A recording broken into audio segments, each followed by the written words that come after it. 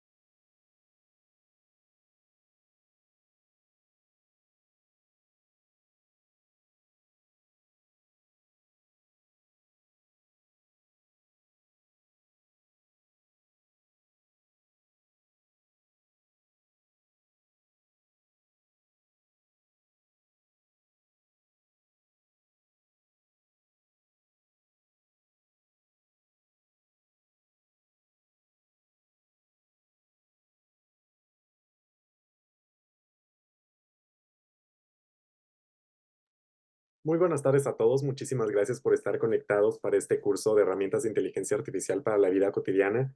Les vamos a pedir que solamente esperemos un par de minutos para que se terminen de conectar nuestros invitados y en unos momentos comenzamos.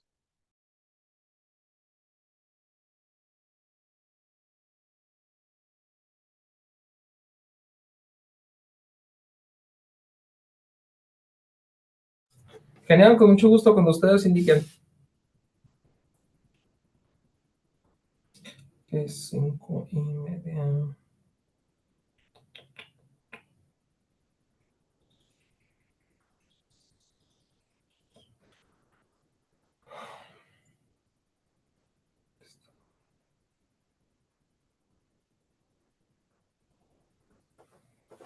Pues voy a comenzar con las presentaciones. Nuevamente, muy buenas tardes a todos. Mi nombre es Diego Vázquez Díaz y soy el coordinador académico de Whitebox Project. Me da mucho gusto arrancar este programa formativo básico de la mano de la Alianza Nacional de Inteligencia Artificial y sobre todo hacerlo con este curso de herramientas de inteligencia artificial para la vida cotidiana. En esta ocasión contamos con la participación del doctor Manuel Niebla, quien a lo largo de esta sesión nos hablará un poco sobre qué podemos hacer con la inteligencia artificial, cómo podemos acceder a ella y la forma en que podemos implementarla para nuestra vida cotidiana. Antes de comenzar, y muy rápidamente, quiero hablarles un poco de nuestro ponente. Jesús Niebla es doctor en Derecho por la Universidad de Edimburgo en el área de Informática Jurídica e Inteligencia Artificial aplicada al Derecho. Además, es licenciado en Informática y es maestro en Administración de Empresas Turísticas y actualmente se desempeña como perito en Informática y como abogado litigante en temas de comercio electrónico y derecho mercantil. Destaca que es profesor investigador de tiempo completo en la Facultad de Derecho de Mazatlán, que es de la Universidad Autónoma de Sinaloa, y que ha impartido diversas materias y cursos relacionados con la responsabilidad corporativa en México y en el extranjero. Nos da especial gusto contar con el doctor Niebla, debido a que es un conferencista de gran importancia a nivel nacional e internacional y es autor de diversas publicaciones en libros y revistas. Entonces, sin más presentaciones, le doy la palabra al doctor Jesús Niebla y le doy la más cálida bienvenida. Hola Diego, ¿qué tal? ¿Cómo estás? Un gusto estar contigo y con nuestro auditorio. Muchísimas gracias. Bueno, aprovecho también para agradecer a la Alianza Nacional de Inteligencia Artificial, así como al Whitebox Project por la consideración para tenerme el día de hoy aquí con ustedes. Bueno, antes de comenzar mi presentación, quería pedirte el favor de si me pudieras confirmar si puedo compartir diapositivas. Sí, estás habilitado para hacerlo. Si te aparece el botón de compartir pantalla. Sí, claro. Ok. A ver. Es que creo que no se alcanza a ver. Un segundo, nada más, porque Creo que aquí...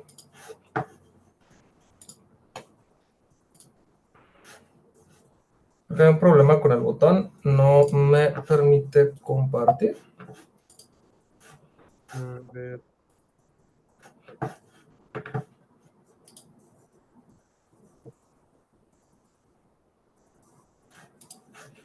Si nos pueden apoyar por parte de la ANIA para habilitar al doctor. Sí, hola doctor, si gusta nos puede enviar su presentación y en todo caso nosotros le ayudamos a proyectarla. Ya habilité la opción de que pueda compartir desde hace un rato, me parece que sí está activada.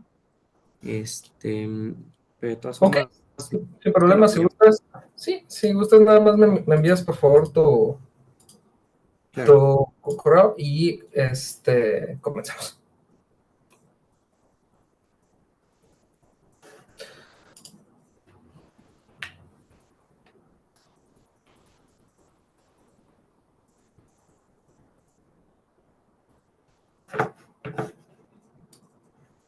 Ups.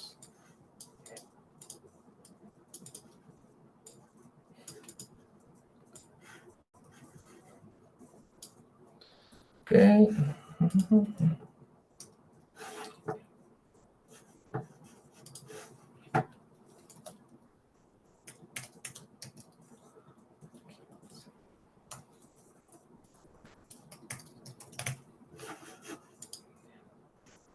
Ok.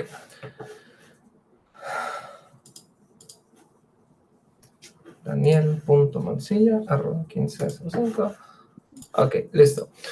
Pues bueno, sin mayor preámbulo, en lo que nos hacen el favor de apoyarnos con la presentación, pues bueno, como amablemente Diego me hizo favor de señalar, en este curso vamos a abordar la importancia que tiene la inteligencia artificial dentro de nuestra vida cotidiana. Lo que pensamos que a primera vista viene siendo una tecnología exclusiva, es decir, que está enfocada prácticamente a aquellos expertos en la ciencia informática o a ser utilizada por una herramienta dentro de organizaciones que manejan un gran volumen de datos y que a través de estos realizan determinadas operaciones, pues hoy en día la verdad es que la inteligencia artificial se ha convertido en uno de los elementos cotidianos más importantes dentro de nuestra interacción cotidiana. Como mencionaba, lo que parecía realmente como una idea de la ciencia ficción y lo que nosotros terminábamos naturalmente por asociar con esos autómatas metálicos que se desenvolvían en entornos sociales y eran prácticamente nuestros asistentes, han logrado evolucionar, pero de una manera no intrusiva. Vamos a darnos poco a poco cuenta de cómo esta tecnología se ha convertido en un elemento que moldea nuestra vida cotidiana, pero de una manera que no la percibimos y que se ha convertido naturalmente en un elemento que transforma nuestras interacciones cotidianas, dando lugar a una nueva concepción no solamente de sociedad, sino también de concepción de interacción cotidiana. Y bueno, esta presentación va a estar dividida en dos secciones básicas. Como abordábamos hace un momento, es básicamente una clase introductoria. Por lo tanto, vamos a abordar en una primera parte los antecedentes de la inteligencia artificial, resolviendo dos cuestiones básicas. ¿Realmente las computadoras hoy en día piensan, tienen la capacidad de pensar? La inteligencia artificial las vuelve o las coloca en una posición un poco más cercana a convertirse no solamente en nuestros asistentes en nuestra vida cotidiana, sino que también se vuelven, sino que se están convirtiendo poco a poco en nuestros pares, o bien estaríamos hablando como parte de una tecnología totalmente independiente. Un segundo, por favor, porque tengo un problema con la presentación. Ya entendí por qué.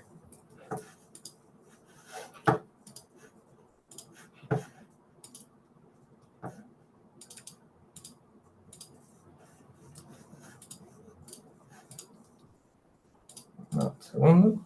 Doctor Jesús, creo que ya lo pusieron como anfitrión de la sesión, entonces quizá ya le aparezca el botón de compartir pantalla. Claro, lo vemos. Nos estaba reenviando la presentación. Muchísimas gracias. Ok, creo que ya queda. Que por alguna razón, tal vez porque estoy en Mac, termina por dar ese pequeño detalle, pero ya la enviamos y ahorita con mucho gusto la terminamos de enviar por correo electrónico.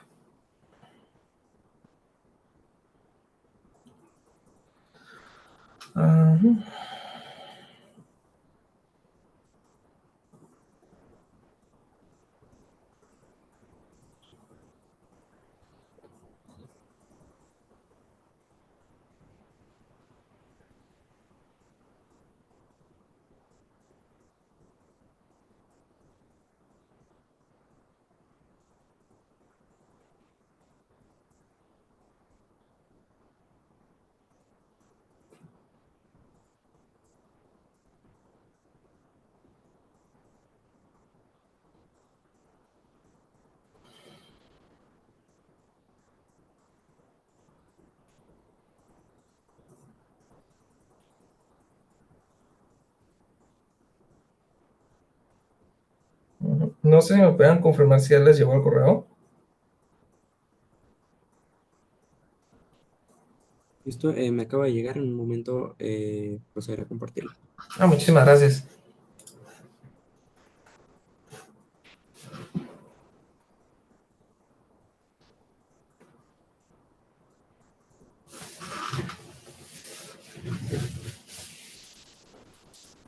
Genial. Listo. Si gustas adelantarte un poco, por favor.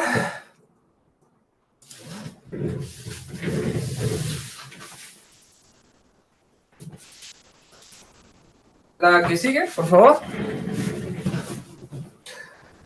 Excelente. Bueno, al momento de hablar de antecedentes de la inteligencia artificial, tal vez nos viene a la mente la idea de que esto es un desarrollo tecnológico relativamente reciente.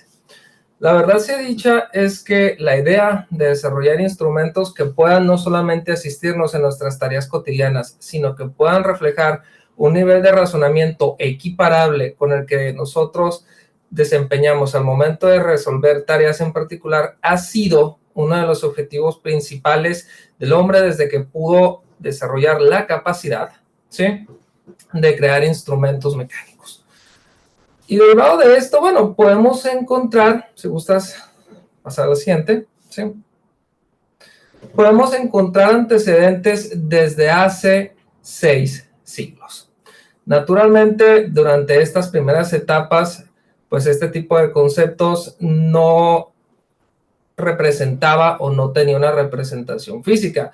Encontramos en diversas culturas atismos, ¿sí?, de lo que nosotros podamos definir como un autómata o como un ente artificial capaz de desarrollar o de presentar características de razonamiento. Uno de estos primeros casos es, naturalmente, el golem de Praga. Desarrollado con la idea de proteger a la comunidad judía de esa ciudad en contra de los abusos por parte de la autoridad, un rabino creó la leyenda de que dentro de esa ciudad podía hacerse llamar a un golem para que protegiera a la comunidad hebrea. Naturalmente, pues bueno, esto nunca sucedió, ¿sí?, pero llama también la atención de que se vuelve uno de los primeros registros de la susceptibilidad y de la intencionalidad de desarrollar este tipo de dispositivos.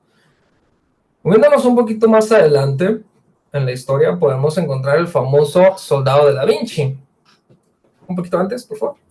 El soldado de Da Vinci. Este no era otra cosa más que un dispositivo mecánico sobre el cual iba montada una armadura y podía hacer movimientos tales como una estocada con la espada o subir el escudo para protegerse. En teoría, esto se presentaba como una ventaja táctica en el campo de batalla, puesto que podías tener un número determinado o incluso indeterminado de estos dispositivos, los cuales tenían obvias ventajas sobre sus contrapartes humanas. No solamente el hecho de que no eran tan sensibles ni delicados a las heridas, sino que también podían ser reproducidos según el volumen que requiriera en un momento dado, ¿sí?, el gobierno que los poseyera.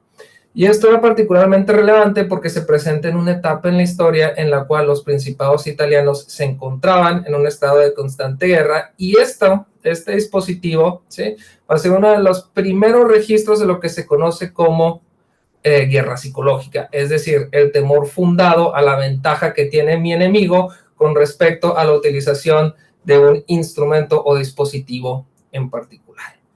Y de hecho, de este lado del mundo también tenemos nuestras propuestas equivalentes, ¿no? Muy al estilo del Golem de Praga, las comunidades prehispánicas también guardan registros de entidades las cuales se pueden llamar a través de cuestiones religiosas, las cuales van a cumplir tareas en específico. De manera relevante, este tipo de tareas iban a depender de un escenario particularmente complejo. Es decir, van a ser capaces de adaptar su operación según las indicaciones del individuo que los llame, ¿sí?, y las cuales van a, desenvolverse según los requisitos señalados. Por otra parte, regresando un poco cerca de Europa, tenemos al famosísimo ajedrecista turco. Este dispositivo se presentó en varias cortes de este continente, ¿sí?, y bueno, se presentaba como un instrumento mecánico capaz de jugar ajedrez. Como ustedes pueden darse cuenta en la ilustración, bueno, esto no era otra cosa más que un gran fraude, porque al final del día el gran ajedrecista turco no era otra cosa más que un maniquí controlado por un humano que se escondía dentro de la caja que estaba a sus pies. No obstante, hay un desarrollo sumamente interesante, que es el famoso niño, ¿sí?, o el escribiente, perdón. Básicamente, esta es una figura muy interesante y sumamente adelantada a la época. Alrededor del siglo XVIII, en Suiza, un relojero, quien era naturalmente ingeniero autóctono en este caso, ¿sí?, va a crear un pequeño dispositivo con la forma de un pequeño niño de 3 años. La particularidad es que este muñeco, si lo queremos ver, estaba diseñado con la capacidad de escribir pequeños textos, ¿sí? Pero lo interesante era no solamente que pudiera escribir, sino que podía en un momento determinado separar la pluma una vez que terminara de escribir una palabra en particular, para generar ese espacio entre palabras y continuar su redacción. De igual forma, también tenía la capacidad de recargar la pluma con tinta para continuar con su escritura. Este dispositivo fue tan avanzado que su creador dudó durante mucho tiempo de si en realidad debía de presentarlo ante la corte. Él estaba convencido de que un adelanto tecnológico sumamente interesante, y lo era, porque en realidad sus engranajes ni siquiera eran de metal, gran parte de estos era de madera.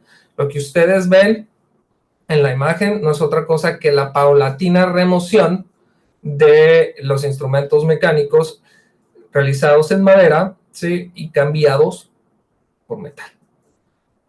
Naturalmente va a llegar el momento en el que este tipo de inventos no duran mucho tiempo escondidos, se presenta ante la corte, y el rey, en este caso, la autoridad no lo castiga, se sorprende, pero no va a pasar de ahí, no va a haber una producción en serie, no va a haber, digamos, el desarrollo de esta tecnología, no va a haber otros campos de aplicación. Y realmente nos vamos a dar cuenta que lo que nosotros vamos a llamar en este punto como precursoras de la inteligencia artificial, que van a ser realmente, en el mejor de los casos, instrumentos mecánicos, y en la otra, meras acepciones teológicas, ¿sí?, se van a mantener bajo la misma estructura hasta un poco antes de los mediados del siglo XX. ¿Sí? Adelante. ¿Sí pueden cambiar la diapositiva, por favor?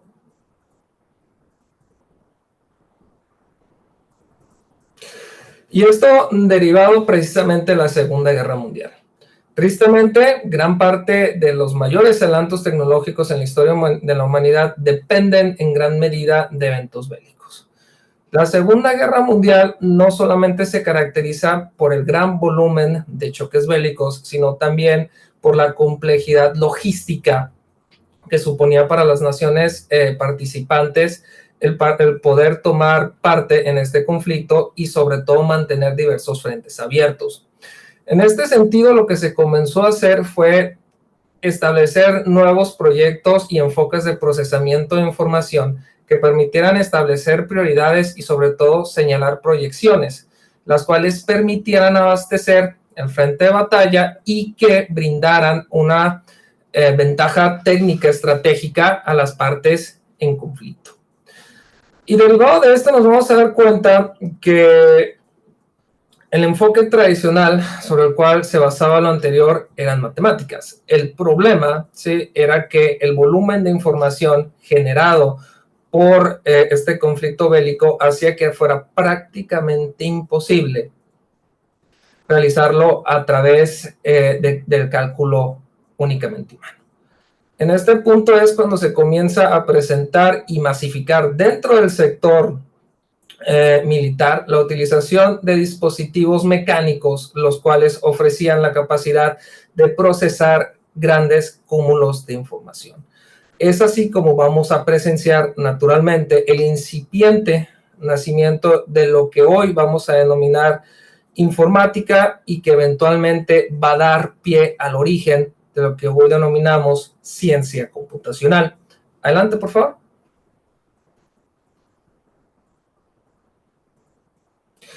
Y en este punto va a surgir Alan Turing, matemático, botánico aficionado e incluso atleta olímpico. Líder del proyecto británico que derrotó a la máquina secreta Enigma por parte de los alemanes y que sus contribuciones se establece que logró reducir la duración del conflicto por 4 años, una estimación.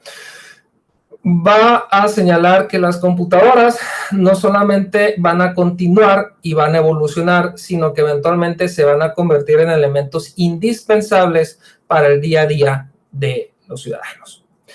En este caso, Turing va a ser el primero que se va a atrever a decir.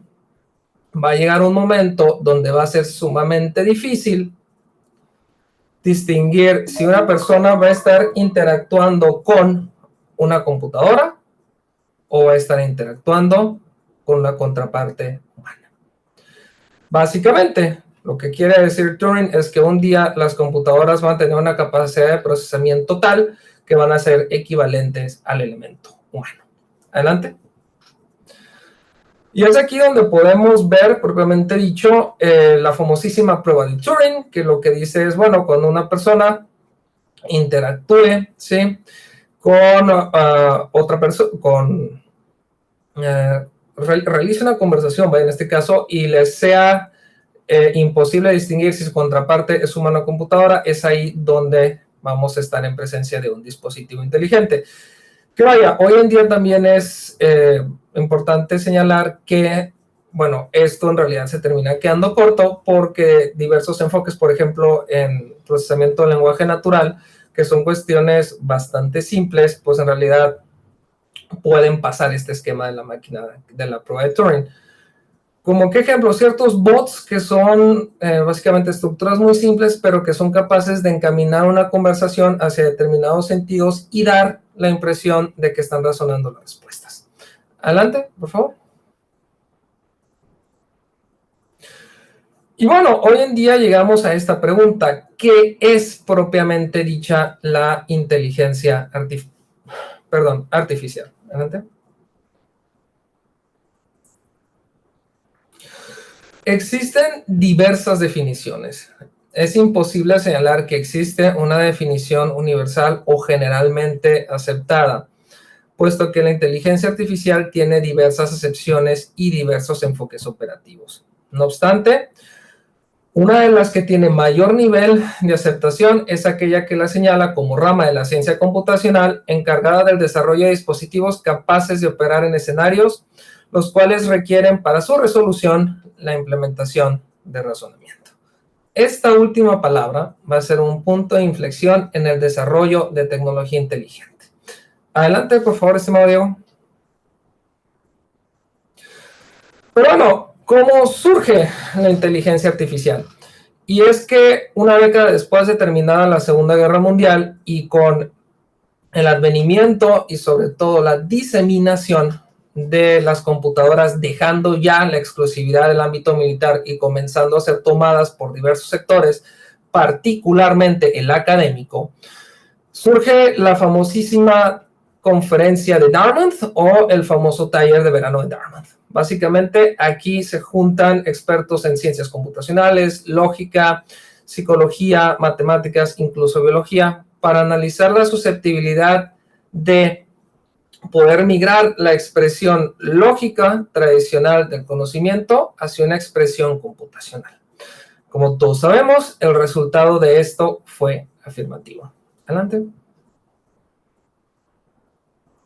Bueno, y de manera muy rápida, podemos mencionar a los padres fundadores de la inteligencia artificial, particularmente lo que va a ser McCarthy, Minsky y Shannon, van a ser de los mayores contribuyentes al desarrollo de esta área.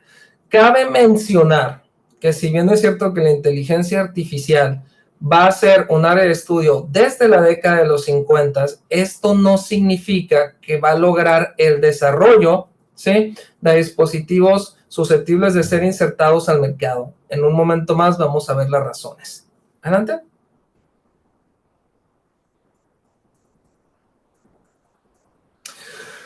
Bueno, como todos sabemos, John McCarthy, que al día de hoy sigue siendo uno de los principales referentes en cuestiones de desarrollo informático en lo que respecta a la estructuración y representación de procesos cognitivos para emular esquemas de razonamiento.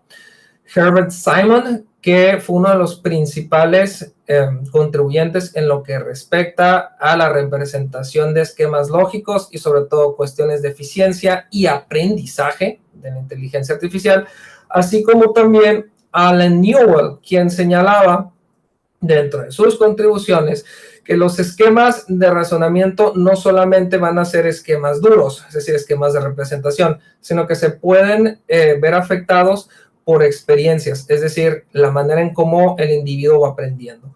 Una de sus principales contribuciones fue que esto último fuese tomado en cuenta para el desarrollo de nuevos dispositivos. Adelante.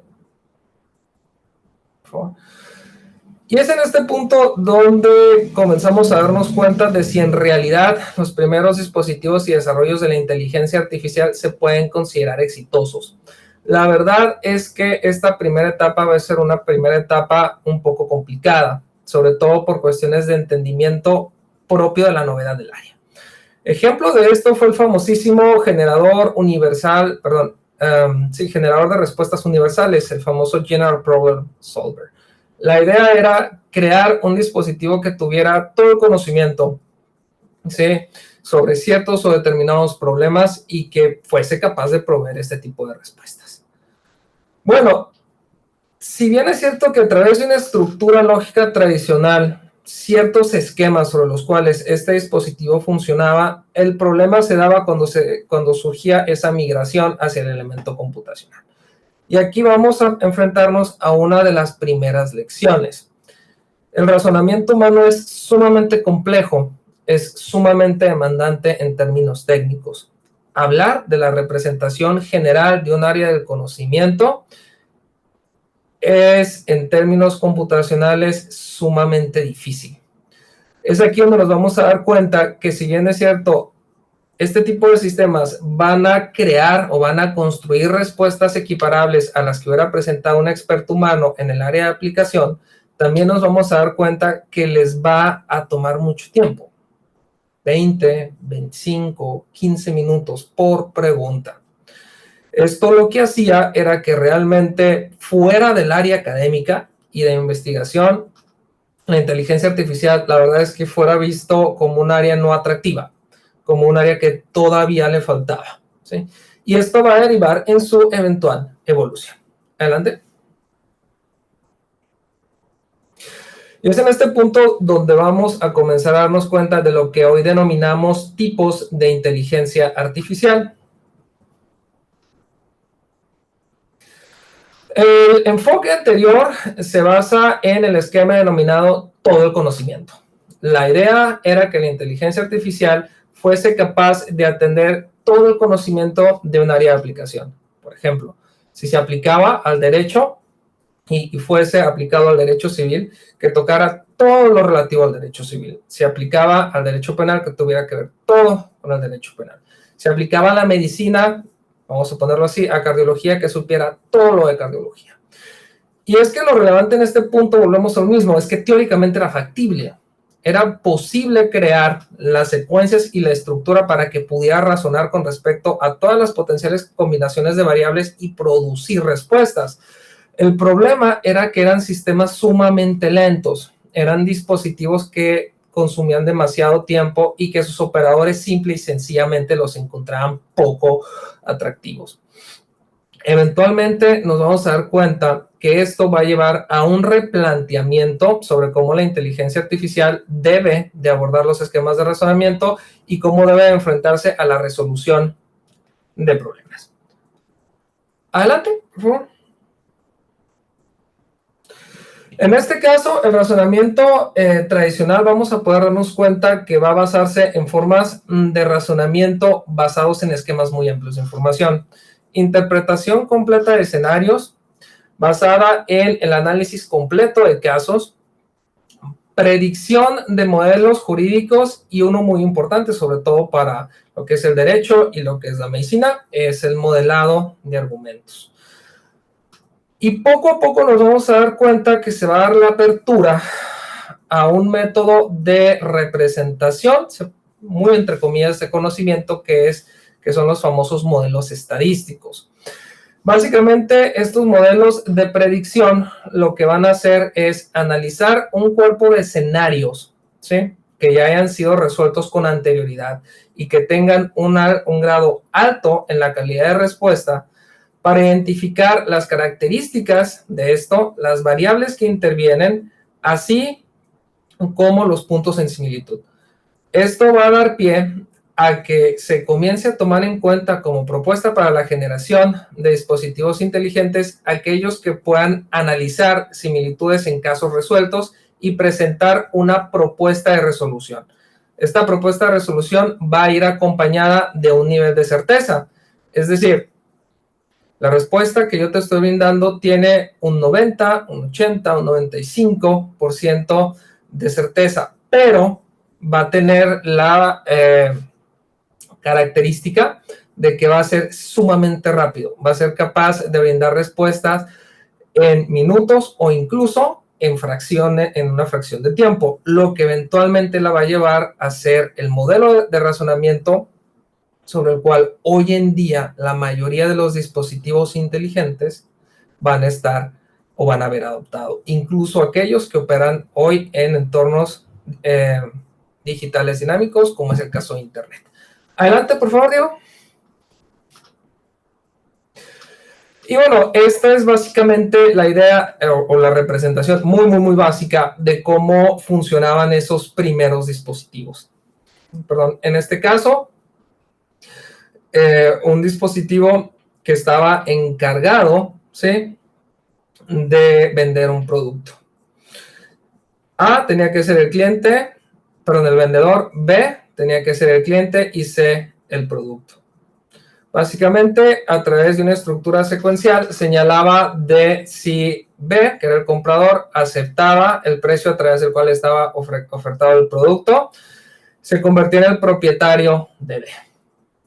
Esto, sí, multiplicado por un número indeterminado de ocasiones, generaba una sobrecarga de trabajo que hacía que eventualmente el dispositivo se volviera lento, lo cual hizo que se buscaran otros medios alternos de representación que equivalieran a los procesos de razonamiento implementados por esta tecnología. Adelante.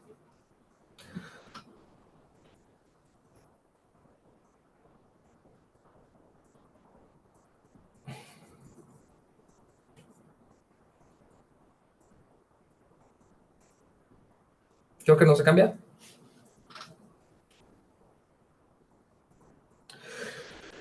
Listo. Y bueno, aquí vamos a presenciar también el resurgimiento de la inteligencia artificial. A partir por ahí de los últimos años de la década de 1980, vamos a ver un remarcado interés en la IA. Y es que nos vamos a dar cuenta que, particularmente derivado de la ciencia ficción, así como también adelantos propios de la inteligencia artificial por parte de equipos de investigación, va a existir un nuevo interés en esta área computacional. Naturalmente, las representaciones que vimos en el cine, como es el caso de las películas que tenemos, de las escenas de las películas que estamos viendo, pues todavía no se han alcanzado. Pero sí hizo que hubiera un renovado interés, y este renovado interés trajo como consecuencia que se volvieran a invertir fondos, se expandieran los equipos de investigación e incluso la industria comenzara nuevamente a considerar la posibilidad de automatizar diversos procesos que se realizaran dentro de sus esquemas de producción. Adelante.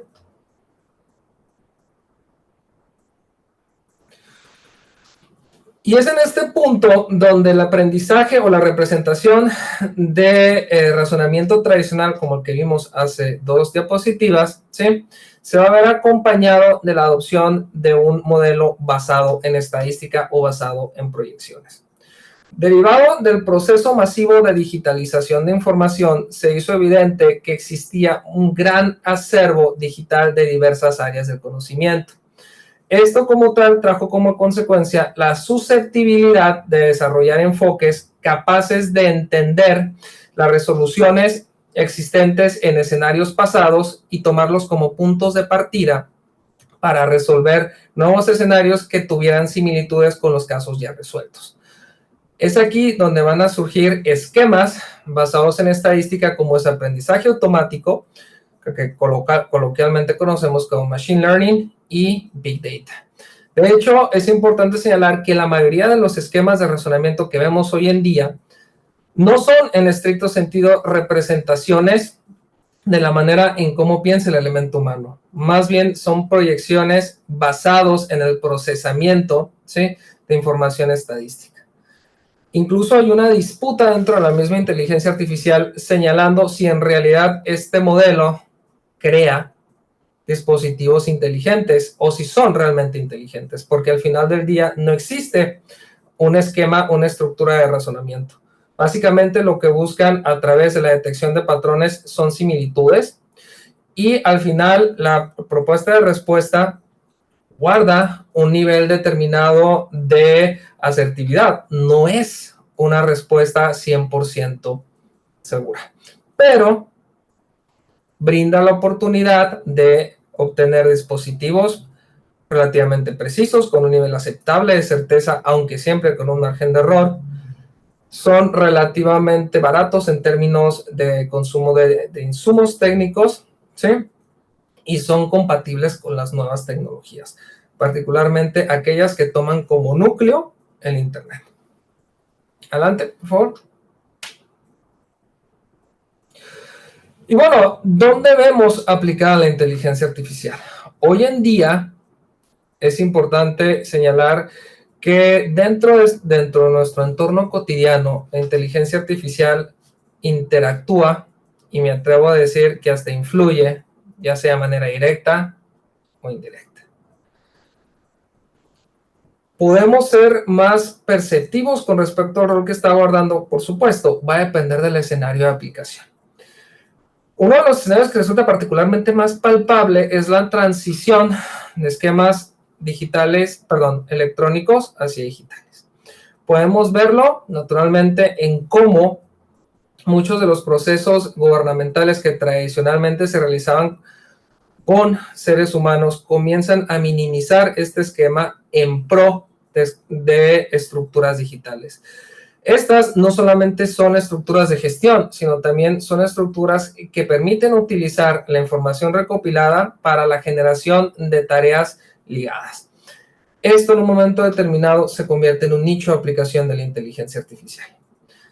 Otros escenarios relevantes y de éxito, por ejemplo en el derecho, en casos como en Italia o en Canadá, los cuales cierto tipo de escenarios, los cuales todavía hace 10 años se resolvían a través de órganos jurisdiccionales, han sido no suplantados, pero sí se le ha ofrecido a la ciudadanía resolver sus disputas, ya sea a través de juzgados tradicionales o bien a través de versiones digitales de estos. Básicamente son métodos alternos de solución a conflicto, y lo realmente interesante no solo es que la mayoría de las personas prefiere la postura tecnológica, es también señalar la descarga, ¿sí?, en órganos jurisdiccionales, e incluso queda la gente tan contenta, tan satisfecha, que ha incrementado la calidad de interacción entre la ciudadanía y el sector público, aunado naturalmente a otras cuestiones tales como el fortalecimiento de la transparencia. Adelante.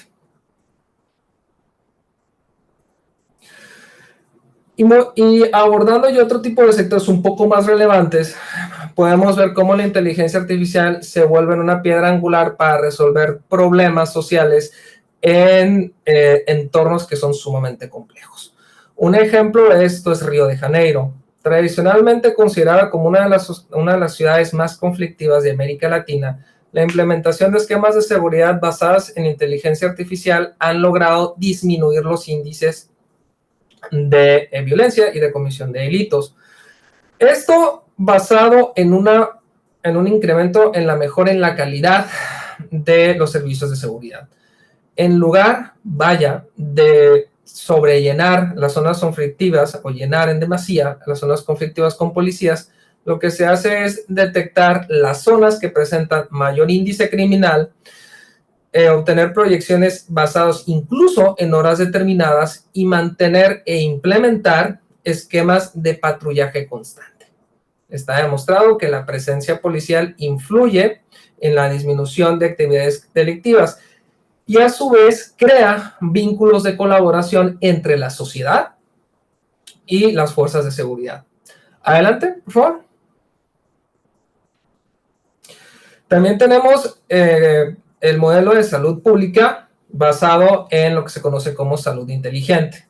En este caso, cuando se detecta la solicitud de un ciudadano de ser atendido, particularmente en una institución de salud pública, y es trasladado, según la valoración que se hace de él durante el traslado en la ambulancia, ¿sí?, se le direcciona al hospital que cuente con los insumos médicos necesarios para tratarlo, cuente con el personal médico capacitado para tratarlo, ¿sí?, y tenga un nivel determinado de ocupación.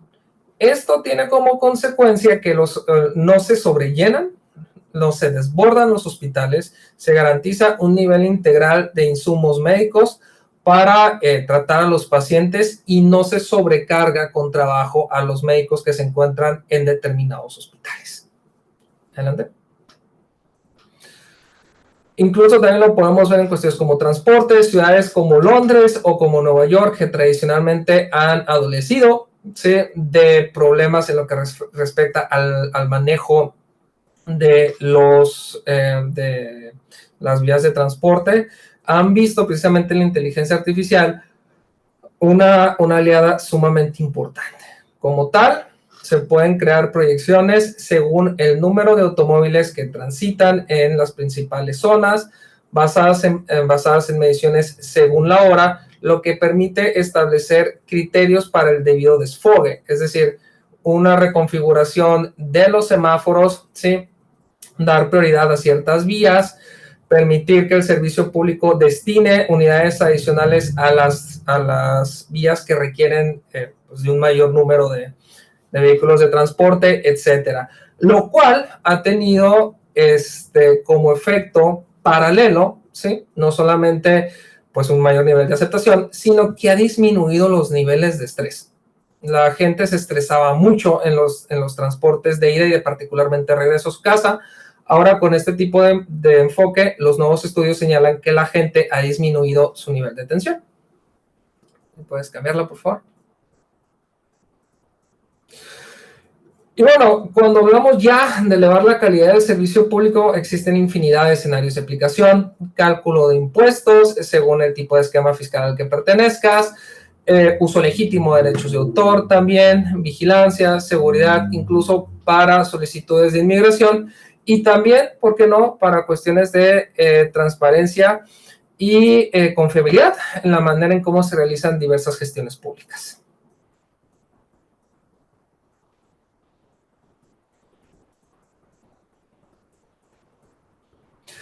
Ok, ¿cómo debemos de esperar que sea esta interacción entre la sociedad y la inteligencia artificial? Bueno, en primer punto tenemos que entender que es un fenómeno que se encuentra en proceso y que se encuentra en franca transición hacia lo que nosotros denominamos una sociedad digital. No obstante, la sociedad digital requiere de un nivel de cultura digital homogéneo. Esto conlleva la obligación de incluir a los sectores sociales, los cuales tradicionalmente se han visto relegados para que puedan formar parte de esta nueva configuración. Como tal, lo que se busca en este punto no solamente es crear modelos de gobierno que sean eficientes, sino que se vean complementados con esquemas que permitan la colaboración entre los sectores, como ya mencioné, relegados, pero que exista un acercamiento con los sectores con los cuales tradicionalmente se encontraban alejados. Esto como punto de partida para mejorar la sociedad, que una sociedad más inclusiva y sobre todo poder crear estrategias y planes de desarrollo que sean homogéneos y que puedan permear a todas las áreas que conforman una sociedad, en la sociedad en la cual se está implementando. Y algunas percepciones realistas de la inteligencia artificial. Ok, como vimos hace unas diapositivas, nos imaginamos en un momento determinado que la IA y los robots iban a formar parte de nosotros y que incluso iban a ser equivalentes al nuestro. La verdad es que no nos encontramos ni medianamente cerca de lograr eso. Incluso la misma robótica social, que está diseñada particularmente para desenvolverse dentro de entornos sociales, valga la redundancia, se considera todavía particularmente limitada. Tampoco debemos de verla, ¿sí?, como que la inteligencia artificial nos va a suplir. No, debemos de abordarla como es, una herramienta técnica, una herramienta precisa, una herramienta valiosísima, pero al final de eso, una herramienta, un dispositivo totalmente sometido a nuestras necesidades y a nuestras direcciones, a nuestras órdenes.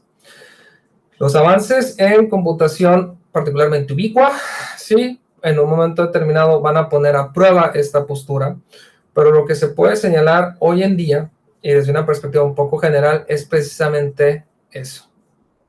Todavía nosotros somos los que vamos a tomar las decisiones con respecto a nuestras interacciones cotidianas y vamos a tener un aliado valiosísimo en la inteligencia artificial, pero un aliado, no un enemigo.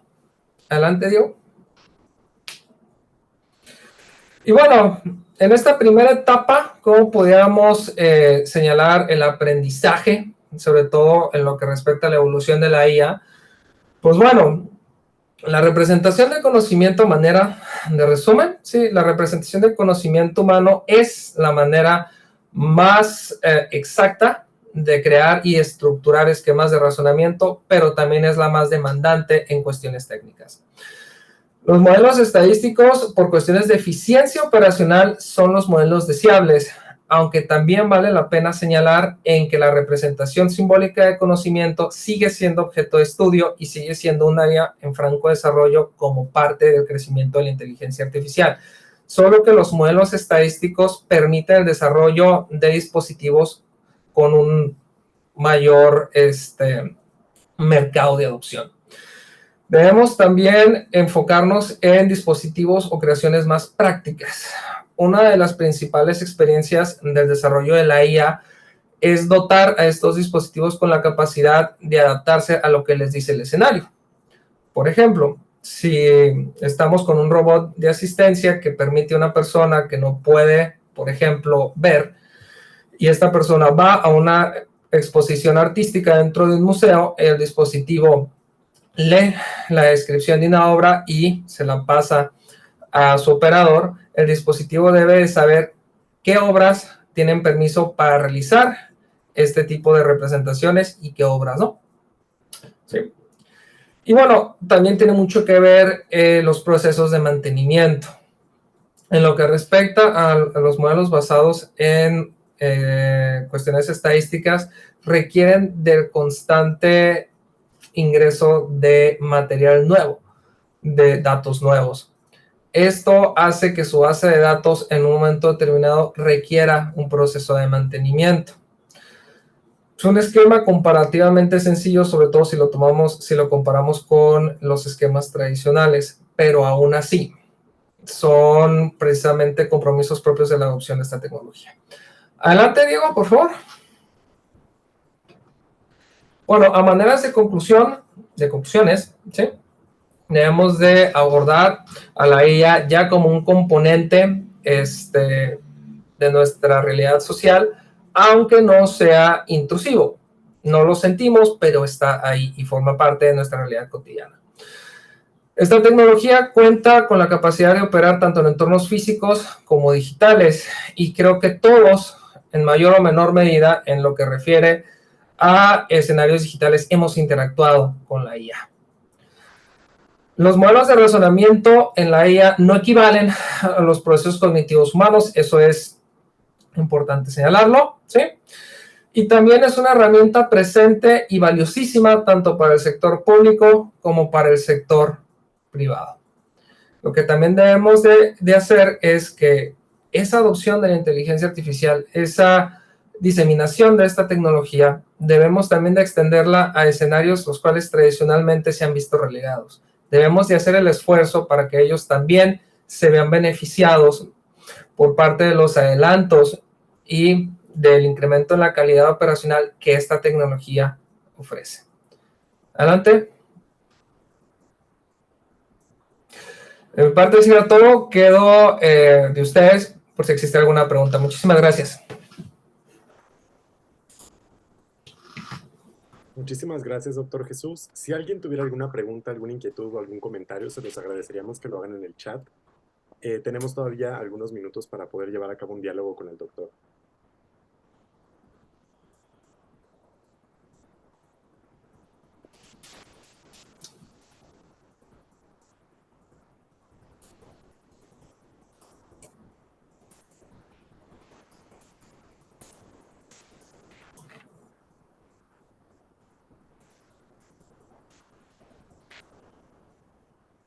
Tenemos una mano levantada. No sé si es posible darle la voz a uno de los asistentes.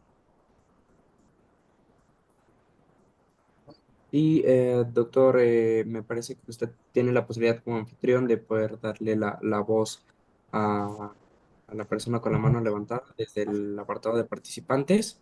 Ok, Le pica el nombre claro, una y disculpa. no se preocupe. Claro que sí, es la primera persona que veo es Jesús Verduzco. Me va a permitir darle la palabra. Sí, gracias.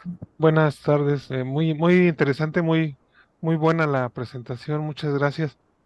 Eh, Quería preguntarle bueno, como no es, ahorita en base a lo que nos está comentando, no es una inteligencia artificial como tal, sino que es basada en los registros y en la estadística.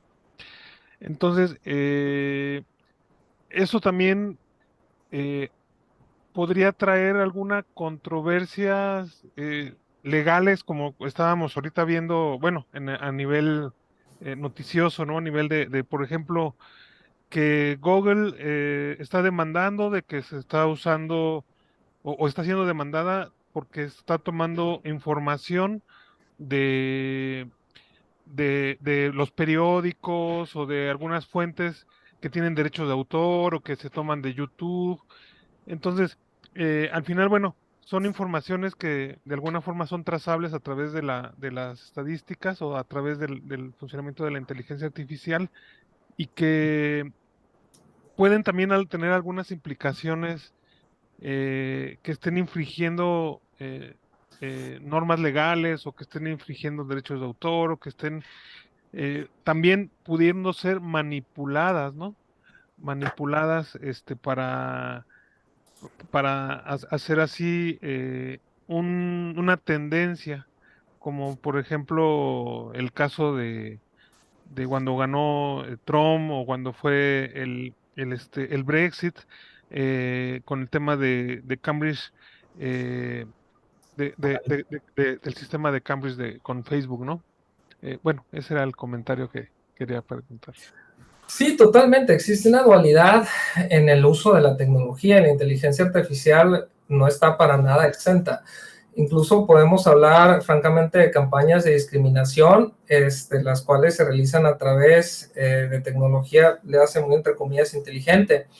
Uno de los escenarios que refleja esto son precisamente los sistemas que están desarrollados como asistentes del departamento de RH o de capital humano.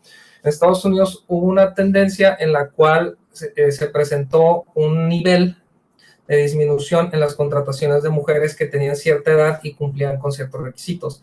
Por ejemplo, mujeres que estuvieran entre, me parece, 24 y 28 años, que estuvieran casadas, que pertenecían a la clase media, ¿sí? Que su esposo también tuviera un trabajo equivalente a clase media, no se les contrataba, no se les daba prioridad, ¿sí? A pesar de que fueran los mejores perfiles, porque el dispositivo decía, no, es que esta persona se va a embarazar, vas a perder mínimo 8 meses, le vas a pagar, ¿sí?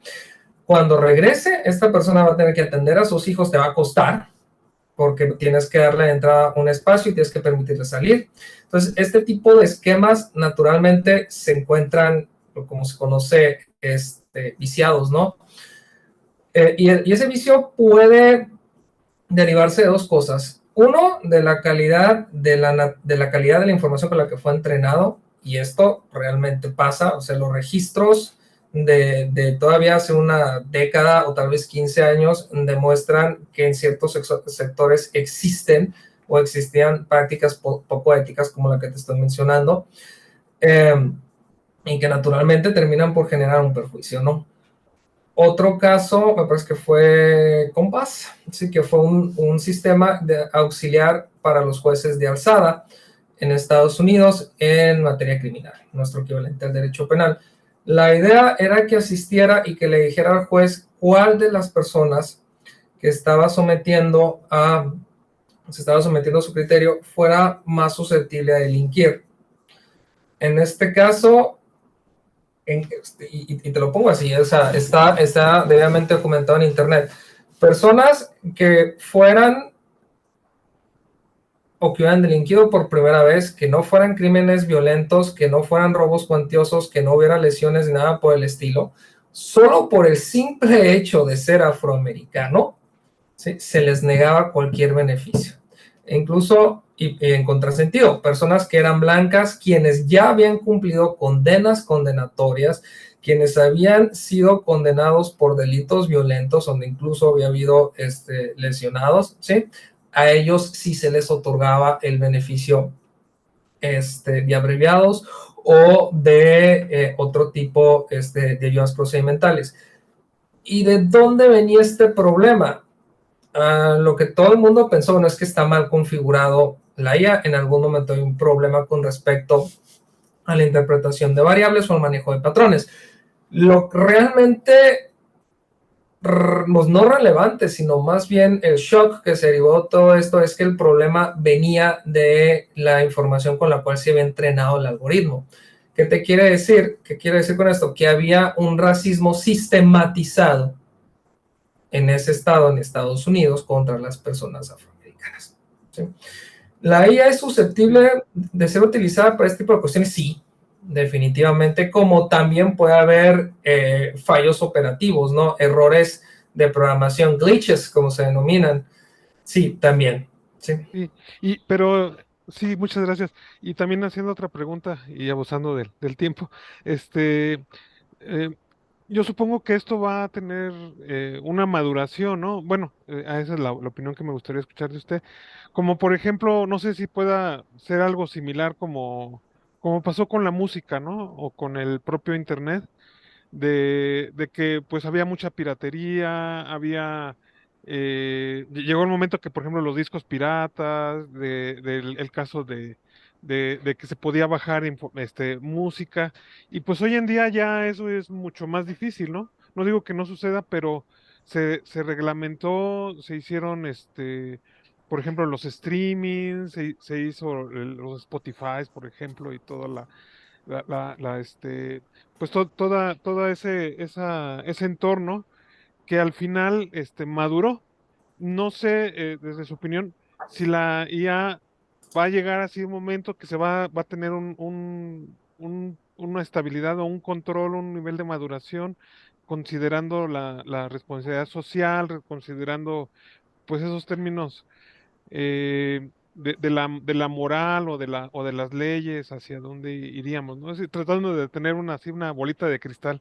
Y yo sé que es una pregunta a lo mejor muy difícil de contestar, pero desde una opinión de usted como persona ahí líder de esto, me gustaría escuchar mucho, ¿no? Es una muy buena pregunta, y la verdad tal vez no va a ser la mejor de las respuestas, pero la IA, como gran parte del desarrollo tecnológico, es contextual. Hoy en día existen avances en inteligencia artificial que van desde cuestiones de seguridad hasta cuestiones incluso médicas que tienen un altísimo nivel de certeza, ¿sí? Y existen otras donde francamente nos encontramos con errores, y en otras que son francamente perjudiciales. Creo que se va a mejorar, sí, sí, porque la tendencia es utilizarla. Y conforme se eleve la tendencia y la demanda del mercado, también se va a elevar la demanda por la calidad en el servicio de la IA. Idealmente debe de haber, o debería de haber, un nivel mínimo indispensable de calidad. Es uno de los puntos relevantes del Acta de Inteligencia Artificial de la Unión Europea. Fíjate, si tienes chance o si tienen la oportunidad, recomiendo que la lean, porque establece realmente cuáles son las obligaciones del mercado de desarrollo de una manera muy puntual, e incluso establece cuáles son las obligaciones según el ámbito de aplicación. Y parte de una postura que difiere, por ejemplo, totalmente distinta a la de Estados Unidos. O sea, Estados Unidos, en lugar de decir de aquí para adelante, perdón, en lugar de decir de un plumazo, todos los desarrollos de ella tienen que tener eso, lo que dice la de Estados Unidos es, ok, de aquí para adelante, yo te sugiero que comiences a incluir esta y esta provisión para elevar la calidad, la seguridad de la operación de tu dispositivo inteligente. Ahora, ¿por qué no todos de un plumazo? ¿Por qué no todos de golpe? Porque el cambio sería tan drástico que afectaría el mercado digital.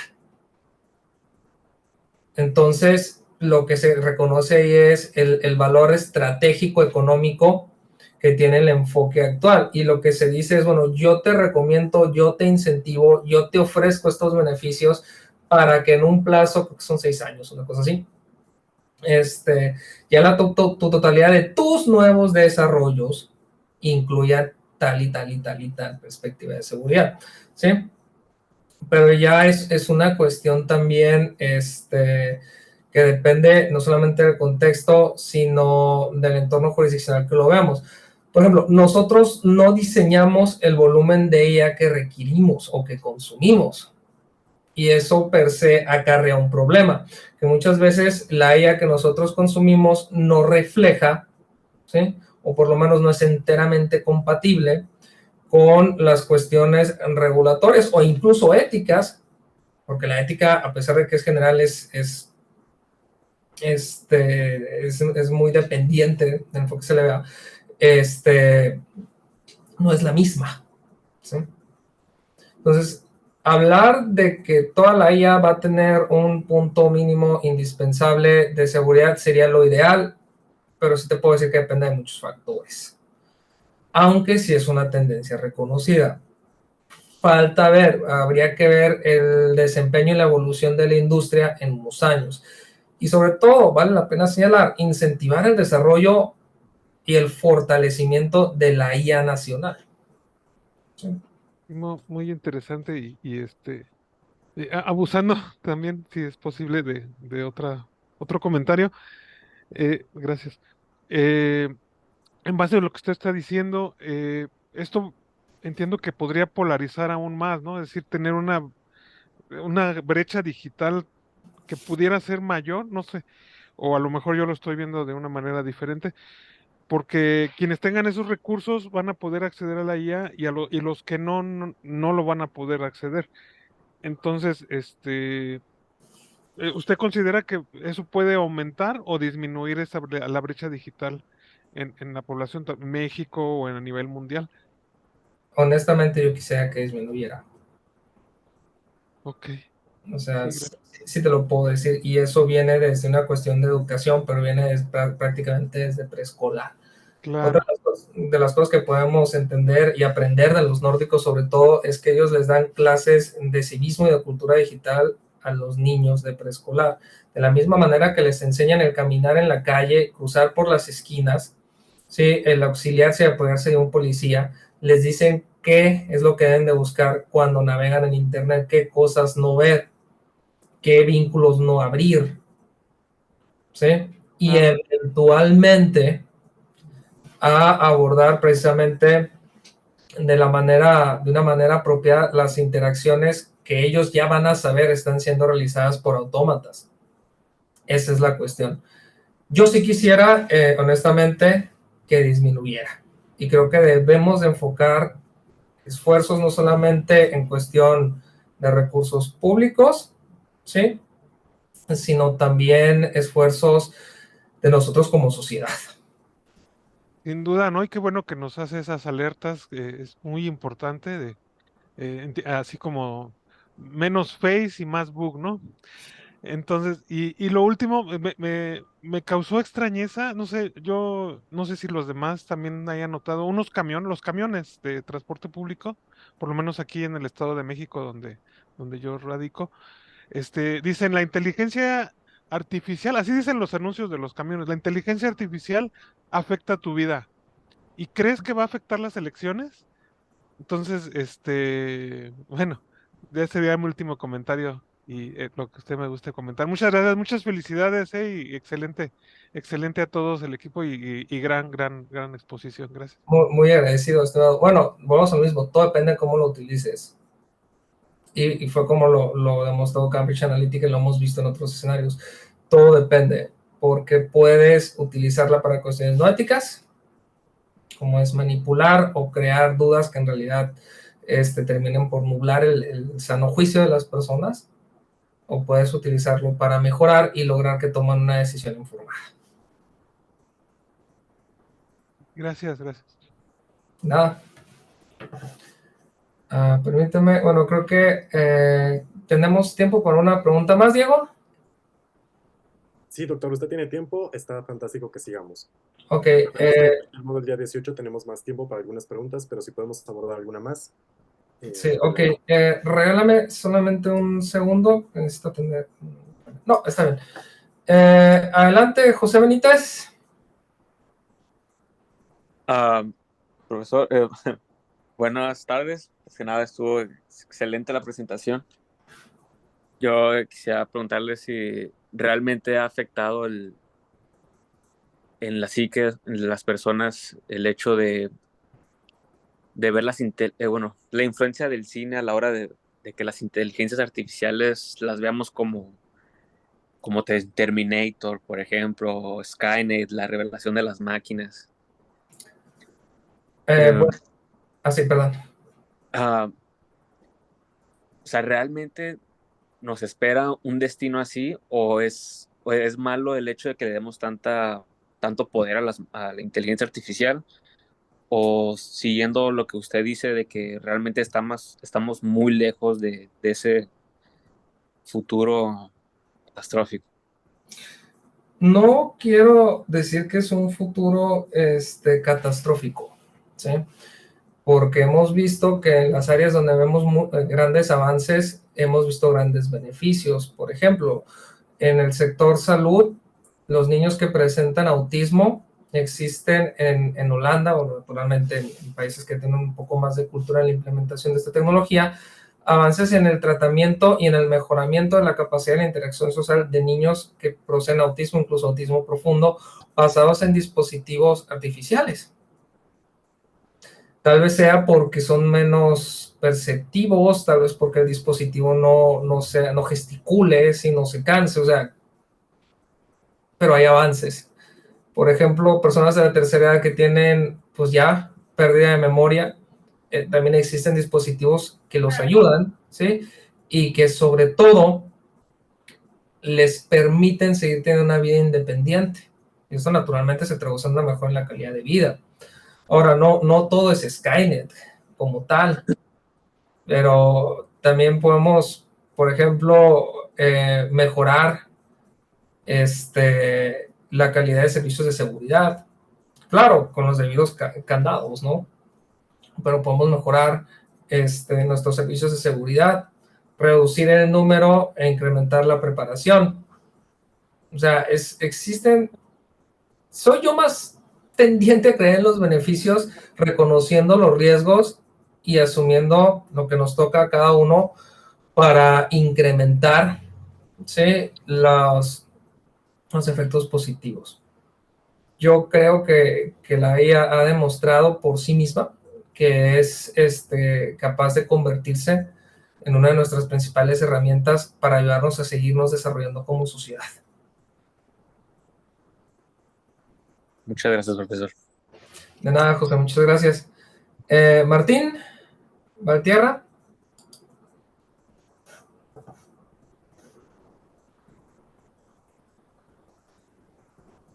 ¿Se encuentra por ahí, Martín? Creo que tienes bloqueado tu micrófono, Martín.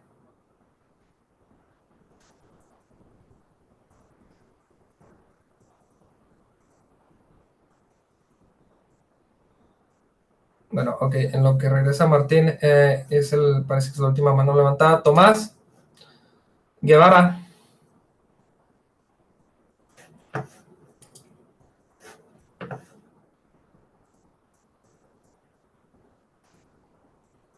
Ok, no te preocupes, Martín. Bueno, creo que hay algunas preguntas. Bueno, países que piden el alto al desarrollo de la IA, tendríamos que ver el contexto, ¿sí?, de cuál sería el alto. En qué específicamente piden el alto su desarrollo. Estefanía nos pregunta, ¿la falta de una definición de la IA general podría provocar una limitación legal para su regulación? Sí, efectivamente, esa es una muy buena pregunta, Estefanía. Eso retrasó la presentación y la eventual entrada en vigencia del Acta de Inteligencia Artificial de la Unión Europea por 2 o 3 años. Sí, por supuesto que tendría un efecto en el ámbito normativo. Sandy señala, en México existe una legislación que regule la IA, ¿y por qué? Sí existió el año pasado, de hecho, y me pareció un esfuerzo serio, un esfuerzo bueno, un esfuerzo consensuado, que hablaba no solamente de la regulación, sino la creación de institutos que garantizan el debido desarrollo y el seguimiento operativo de la inteligencia artificial. Estuvo muy, muy interesante, pero bueno, no prosperó. Lo interesante, bueno, si nos quedamos con lo bueno, es que existe por lo menos ya esfuerzos debidamente estructurados para atender este fenómeno, y sobre todo minimizar las potenciales afectaciones jurídicas y sobre todo exponenciar los beneficios. Bueno, sobre el uso bueno, hablamos un poquito sobre la regulación de la UE en términos de inteligencia artificial. Me parece buena, me parece eficiente, me parece escalonada y me parece compatible con la realidad de los sectores de desarrollo y también precisamente midiendo el nivel de afectación. Y bueno, creo que la última que estoy viendo aquí habla de... Es que esto se va para abajo. Sí, en las apps sí hay IAs. Naturalmente no es una IA grande, no es una IA muy robusta, pero sí es un dispositivo que tiene la capacidad de desarrollar determinadas tareas que requieren de inteligencia. Pero sí, las apps sí pueden en un momento determinado operar bajo un esquema, aunque compacto, de inteligencia artificial. Sí, eso sí. Bueno, creo que ya no hay más preguntas. Si no hay más preguntas, Doctor, nada más, me gustaría responder nada más en la parte de las grabaciones. Las grabaciones se van a adelante. subir posteriormente al sitio de la Alianza Nacional de Inteligencia Artificial, ahí podrán encontrarlos. Y también preguntaban respecto a la liga de acceso para el siguiente, la siguiente sesión. Sí sería la misma, no hay ningún problema. Y bueno, pues creo que eso sería parte de todo de la Alianza Nacional de Inteligencia Artificial. Les agradecemos mucho, le agradecemos, doctor, a Whitebox, a Diego, y pues les cedo la palabra igualmente para despedirse, doctor, y a Diego. Pues, si me permites, Diego. Sí, claro, adelante. No, pues al contrario, antes que todo, pues agradecerles a Whitebox Project, a la Alianza Nacional de Inteligencia Artificial, a Diego y de manera muy particular a mi amigo y colega José Luis Hernández por pues, haberme considerado para estar el día de hoy aquí con ustedes y sobre todo también ustedes que se dedicaron el tiempo y me permitieron estar el día de hoy aquí con ustedes. Quedo a sus órdenes. Muchísimas gracias. Muchísimas gracias, doctor Jesús, y muchísimas gracias a todos Hasta luego, los profe. asistentes. Nos estaríamos viendo entonces el día 18 nuevamente. Creo que sí. Saludos, que estén todos muy bien.